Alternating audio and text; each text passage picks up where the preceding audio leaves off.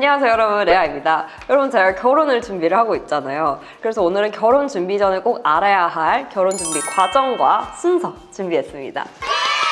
저처럼 결혼 준비하기 전에 굉장히 막연하신 분들, 뭐가 있는지조차 모르겠다 하시는 분들은 참고가 되실 것 같아요. 그럼 시작해볼게요.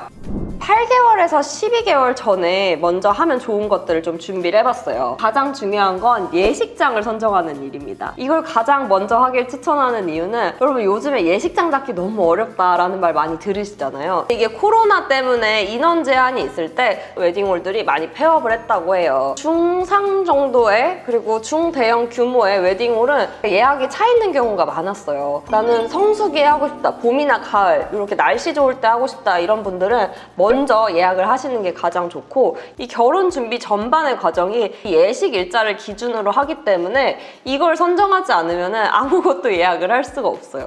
그렇기 때문에 예식장 선정을 가장 먼저 하셔야 됩니다. 결혼식장을 선택할 때는 우선 하고 싶은 시기랑 지역을 선택을 하셔야 되고요. 하객 규모 그리고 총 예산을 고려를 하셔야 될 것 같아요. 근데 이거는 이제 신랑 신부의 의견도 중요하지만 사실 이게 집안의 큰 행사기 때문에 부모님과 의견을 맞추는 게 굉장히 중요합니다. 밥이 맛있어야 된다 하시는 분들이 있을 거고, 교통이 편리해야 된다 하시는 분들이 있을 거고, 또 뭐 우리는 하객이 많다, 이런 여러 가지 사항이 있기 때문에 이거는 이제 각자의 부모님과 의견을 잘 조율을 해서 정해야 되는 부분이 있어요. 그리고 또 식장을 선정할 때 중요한 부분이 예식 스타일을 정해야 돼요.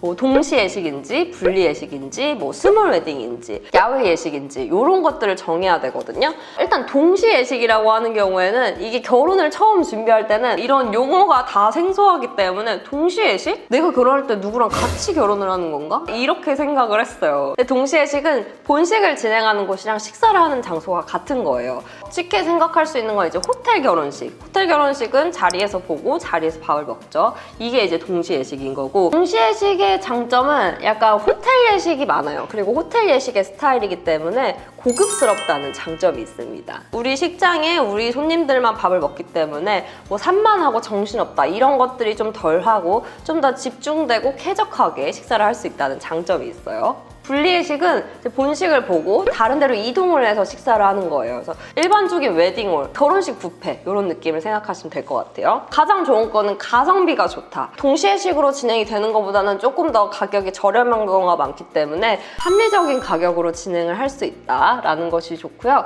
어른들 같은 경우에는 이런 뷔페를 선호하는 비율이 좀 더 높은 것 같아요. 식 전에도 먹을 수 있고 그냥 밥만 먹고 갈 수도 있고 하니까 어른들의 선호가 높은 편입니다. 그리고 우리가 뷔페로 먹는 경우에는 우리 타임도 있지만 앞뒤로 살짝씩 겹칠 수가 있거든요. 그렇기 때문에 조금 산만한 느낌은 있습니다. 그리고 야외 예식 같은 경우에는 장점은 너무 예쁘죠? 약간 우리 가든 파티 하듯이 할 수 있고, 외국처럼 결혼을 하고 싶다 하시는 분들은 그 느낌을 구현을 할 수 있기 때문에 예쁘게 식을 진행할 수 있다는 것이 가장 장점이에요. 근데 단점은 날씨 변수.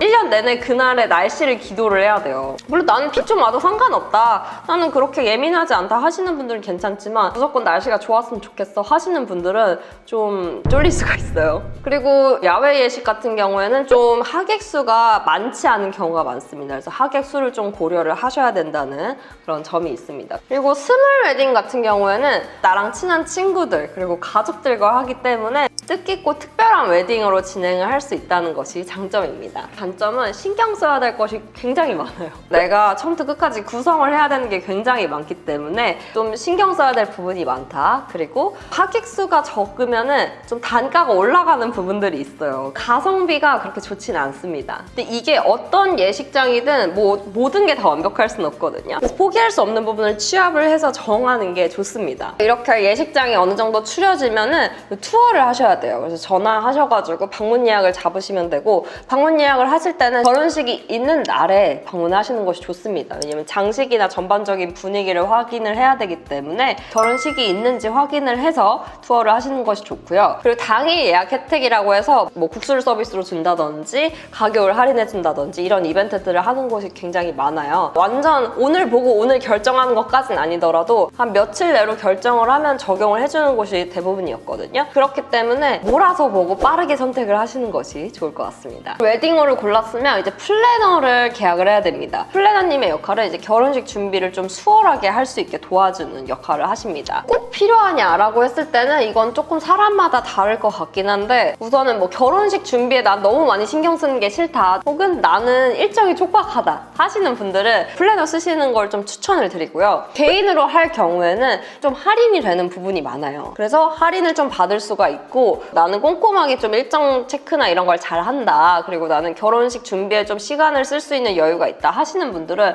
뭐 없어도 괜찮을 것 같긴 해요. 근데 저의 개인적인 의견을 묻자면은 저는 무조건 하시는 걸 추천을 드립니다. 일단 내가 나가는 비용이 없어요. 이 플래너는 사실 스드메 이렇게 예약을 하는 데서 수수료를 가져가는 개념이기 때문에 내가 돈을 주고 쓰는 개념은 아니어서 이거를 굳이 안 쓸 필요가 있나 생각이 들고, 예약하는 것도 굉장히 복잡합니다. 만약에 이제 촬영을 한다 그러면은 촬영 전에 이제 드레스 샵의 일정을 일단 맞춰야 되고, 그리고 거기에 따라서 메이크업 일정도 맞춰야 되고, 그러니까 이게 다 유기적으로 연결되는 일정들이기 때문에 이걸 잘 고려를 해서 예약을 해야 돼요. 일단 굉장히 신경 쓸 게 많고, 스튜디오 촬영을 하거나 메이크업을 한다거나 할 때도 다 검색을 한 다음에 후보를 뽑은 다음에 전화해서 예약을 해야 되고, 이런 여러 가지 수고로운 과정이 있는데 플래너님은 정보가 굉장히 많으시잖아요. 그걸 이제 플래너님이 다 해주시니까 훨씬 수월하게 준비를 할 수 있어요. 그리고 이제 저는 동행을 해주시는 플래너로 했는데, 드레스 셀렉부터 스튜디오 촬영 이런 과정 전반을 다 동행을 해주시거든요. 막 결정장애 있으신 분들 있잖아요. 그리고 결혼을 준비하다 보면은 신랑 신부의 의견이 좀 다른 부분이 있거든요. 플래너님은 데이터가 많으시니까 뭐 어떤 게 예쁜지부터 뭐 일반적으로 어떻게 하는지 이런 조언들을 잘 주시기 때문에 결정을 하는데 굉장히 많은 도움이 되세요. 그리고 예식장 선택을 먼저 해야 되냐, 플래너 선택을 먼저 해야 되냐, 이렇게 좀 고민이 되실 수가 있는데, 저희는 사실 거의 동시에 진행을 하긴 했어요. 한 두세 개 정도 이제 후보를 가지고 이런 조건의 예식장을 찾고 있다 하시면은 플래너님은 거의 모든 예식장을 다 알고 계시기 때문에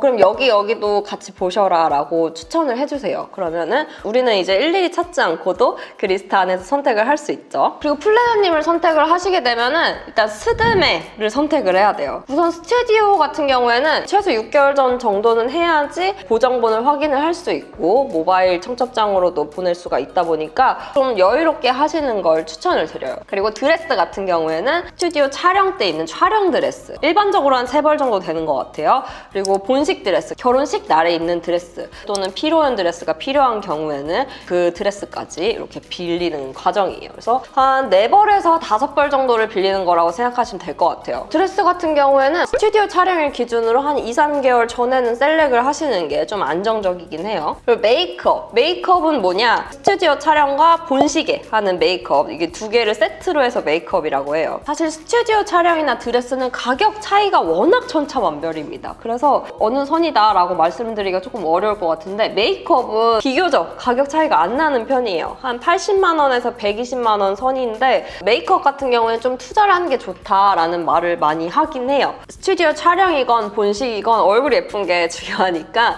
메이크업은 좀 중요하다라는 게 좀 일반적인 여론인 것 같아요. 그리고 스드메를 선택할 때는 이걸 전반적으로 예산을 설정을 하시는 게 좋아요. 그리고 플래너님한테도 말씀을 드리는 게 좋고, 스드메 예산이 보통 어느 정도 되지라고 많이 궁금하실 텐데, 일반적으로 한 300에서 500 정도 선으로 가장 많이 한다고 말씀을 해주셨어요. 근데 이거는 또 워낙 다 다른 부분이니까 참고만 해주시면 좋을 것 같아요. 그리고 이 안에서 비용 구성 같은 경우에도 내가 어떤 부분을 중요하게 생각하느냐에 따라서도 좀 다르거든요. 그래서 일단 예산을 정해서 우선순위가 있는 거에는 조금 더 비용을 투자하는 방식으로 하는 걸 추천을 드려요. 이 예산을 고려했을 때 가장 중요한 게 이 추가금에 대해서도 무조건 생각을 하셔야 돼요. 필수적으로 추가로 들어가는 비용들이 있고, 선택적으로 추가되는 비용들, 그러니까 내가 여기서 뭘 좀 더 많이 하겠다, 조금 더 고급스러운 걸로 하겠다 하실 때 드는 비용이 있어요. 무조건 들어가는 추가 비용 같은 경우에는 뭐 헬퍼 이모님 비용, 이제 뒤에서 드레스 매무새 잡아주시고 사진 찍기 괜찮은지, 본식 때도 얼굴이랑 지금 매무새가 괜찮은지 계속 체크를 해주시는 부분인데요. 필수적으로 들어가고, 이건 한 20에서 25만 원 이렇게 정해져 있어요. 무조건 현금으로 지급이 돼야 돼요. 그리고 이제 드레스나 촬영할 때도 추가금들이 몇십만 원씩 짠짠하게 들어갑니다. 스튜디오 같은 경우에는 일단 원본 데이터를 받는 비용, 스튜디오마다 다르긴 하지만 몇십만 원 정도 되고, 있고 앨범 구성을 하는데 뭐 보통 20장 정도로 앨범이 구성이 돼요. 근데 고르다 보면은 더 넣고 싶은 사진이 있을 수도 있잖아요.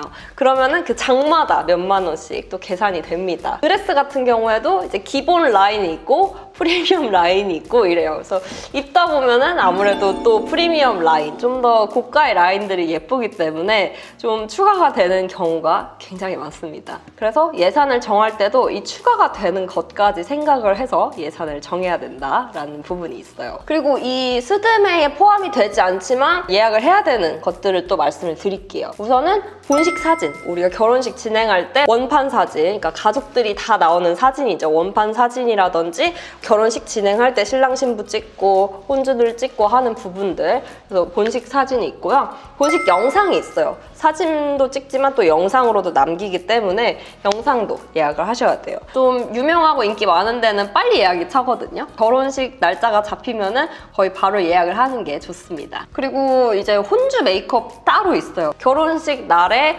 혼주들, 그러니까 엄마, 아빠, 형제, 자매 메이크업도 예약을 해야 돼요.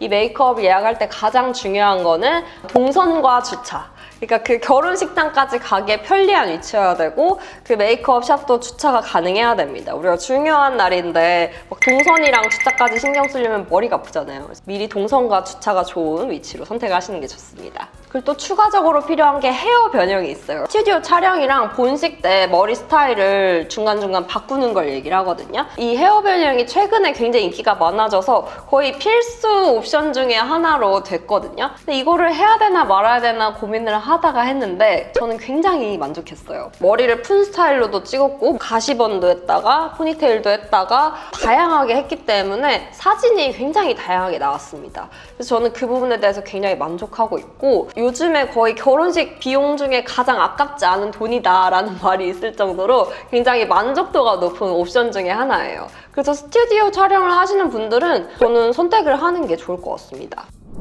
그 다음 단계로 넘어가서 6개월에서 8개월 사이에 하면 좋은 것들 말씀드릴게요. 우선은 결혼 반지를 구매해야 돼요. 웨딩 밴드를 구매를 하셔야 됩니다. 이것도 여러 가지 방법이 있어요. 뭐 종로 같은 귀금속 상가에서 구매를 하시는 방법이 있고 뭐 백화점 브랜드에서 하시는 방법이 있고 아니면 그냥 뭐 패션 브랜드의 반지를 하시는 방법도 있고 굉장히 다양한 것 같아요. 근데 요즘에는 데일리하게 착용을 하고 패션 반지를 활용을 하는 게 높다 보니까 브랜드 반지를 많이 하는 것이 좀 추세인 것 같습니다. 저는 샤넬의 코코크러쉬로 선택을 했는데요. 제가 브랜드 반지로 한 이유는 저는 일단 이렇게 패션적으로 활용을 하는 걸 되게 좋아해요. 그리고 여러 가지 레이어드를 할 수 있고 평소에도 반지를 굉장히 좋아하기 때문에 이런 이유로 이제 브랜드 반지를 했고요. 브랜드 반지가 조금 많은 사람들이 아무래도 하다 보니까 좀 흔하다는 단점이 있고 좀 가격적으로도 비싸다는 단점이 있긴 해요. 하지만 저는 평소에 굉장히 잘 끼고 있고 반지 자체를 저는 좀 좋아하는 편이라서 만족하고 있습니다. 종로 같은 경우에는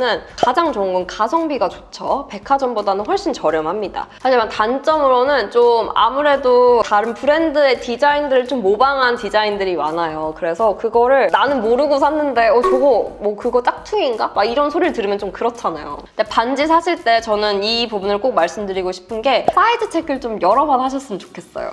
아침에 손가락의 사이즈가 다르고 저녁에 사이즈가 다르고 내 컨디션에 따라서도 사이즈가 다르거든요. 꼭 여러 번 껴보시는 걸 추천을 드립니다. 그래서 저는 3번을 껴봤는데도 이게 좀 헐렁거려요. 그래서 가드링을 주문을 했거든요. 가드링 같은 경우는 이렇게 은은하게 다이아가 있거든요. 그래서 뭔가 다이아 반지인 듯이 아닌 듯이 좀 은은하게 고급스러운 느낌이 있습니다. 요즘에 또 합리적인 가격대 가드링들도 굉장히 많아요. 그래서 다이아 하나 있는 거는 아무래도 가격적으로도 좀 그렇고 디자인으로도 막 평소에 끼기 어렵다라고 생각을 하실 수도 있는데 그런 분들은 가드링을 같이 사용을 하시는 것도 좋을 것 같습니다. 그리고 이 시기에 해야 되는 건 또 신혼여행 예약이 있습니다. 이거는 사실 뭐 가능한 기간도 다르실 거고 뭐 취향도 다르실 거고 해서 견적이 굉장히 다를 것 같아요. 근데 확실한 거는 일찍 예약할수록 좋습니다.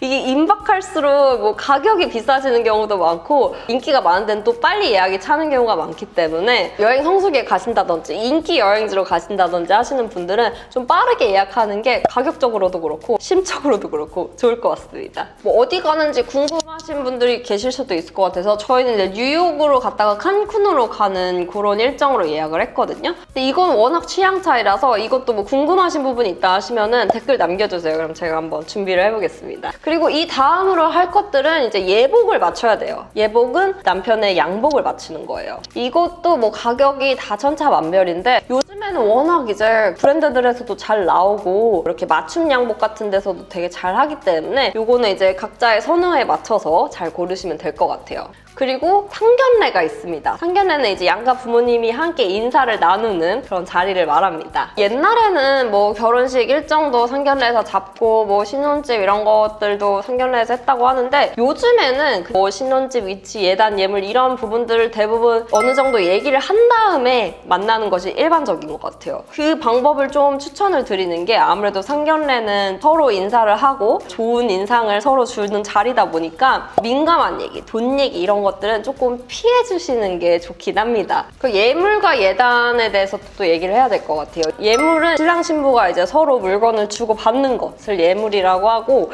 예단 같은 경우에는 일반적으로 신부 집에서 신랑 집으로 뭘 보내는 걸 얘기를 해요. 옛날에는 뭐 이불 세트, 뭐 옷, 돈 이렇게 같이 보냈다고 하는데 지금은 사실 생략하는 경우도 많고 좀 이렇게 실용적인 거에 투자를 하는 게 좀 추세인 것 같습니다. 그런 얘기가 있죠. 뭐 결혼할 때 남자는 명품백을 하나 사주고 뭐 여자는 시계를 하나 사주고 뭐 이런 식으로 많이 한다라는 얘기들도 많이 들으셨을 거예요. 근데 제가 결혼을 준비하는 입장에서 보니까 그런 경우들도 있는데 또 아닌 경우들도 많아요. 그게 사실 중요하신 분들도 있고 안 중요하신 분들도 있거든요. 그래서 그거를 서로 잘 얘기를 해서 맞추는 것이 중요한 것 같아요. 그러니까 본질은 신랑과 신부의 가치관에 맞는 거를 하는 게 중요한 거지 무조건 뭘 해줘야 된다 이건 아닌 것 같습니다.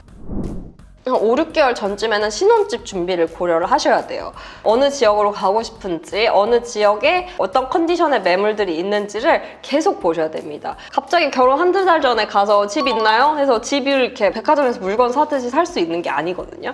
그리고 요즘에는 또 이게 워낙 이 시장이 혼란스럽다 보니까 그 시기마다 매물 건수들도 되게 다르기 때문에 계속 주의를 하셔야 되고, 결혼식 전에 한 2, 3개월 전에는 계약을 하셔서 최소 한 달 전까지는 좀 세팅을 해놓으시는 게 좋을 것 같아요.